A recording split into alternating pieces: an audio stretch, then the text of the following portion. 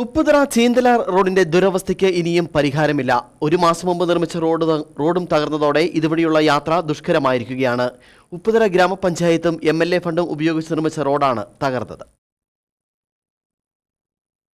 ഉപ്പുതറ ചീന്തലാർ നിവാസികളുടെ യാത്രാ ദുരിതത്തിന് വർഷങ്ങളുടെ പഴക്കമുണ്ട്.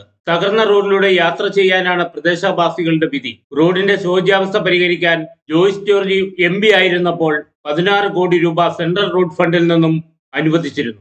എഞ്ചിനീയറിംഗിലെ പിഴവ് ഏലപ്പാറ മുതൽ ആരംഭിച്ച ഗ്രാമീണ റോഡ് നിർമ്മാണം ഉപ്പുതറയ്ക്ക് 2 കിലോമീറ്റർ ദൂരത്ത് അവസാനിച്ചിരുന്നു. ബാക്കി ഭാഗം MLA ഫണ്ടും പഞ്ചായത്ത് ഫണ്ടും ഉപയോഗിച്ച് നിർമ്മിച്ചുവെങ്കിലും 800 മീറ്റർ ബാക്കിയായി. പിന്നീട് MLA 50 ലക്ഷവും ഉപ്പുതറ പഞ്ചായത്ത് 2 തവണയായി 30 ലക്ഷവും അനുവദിച്ചു. എന്നാൽ MLA അനുവദിച്ച ഫണ്ട് ഉപയോഗിച്ചുള്ള നിർമ്മാണം കഴിഞ്ഞ മാസമാണ് പൂർത്തിയായത്. കരാറുകാരൻ പോയതിനു പിന്നാലെ റോഡ് തകരുകയും ചെയ്തു.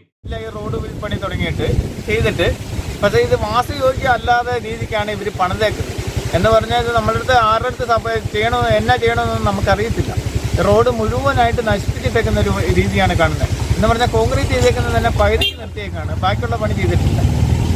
മുഴുവനായിട്ട് മൊത്തം ഒരുമാതിരി കുളവാക്കിയിട്ടേക്കാണ്. റോഡെല്ലാം കോൺക്രീറ്റെല്ലാം ടാറിങ് എല്ലാം പൊളിഞ്ഞു പോവുകയാണ്.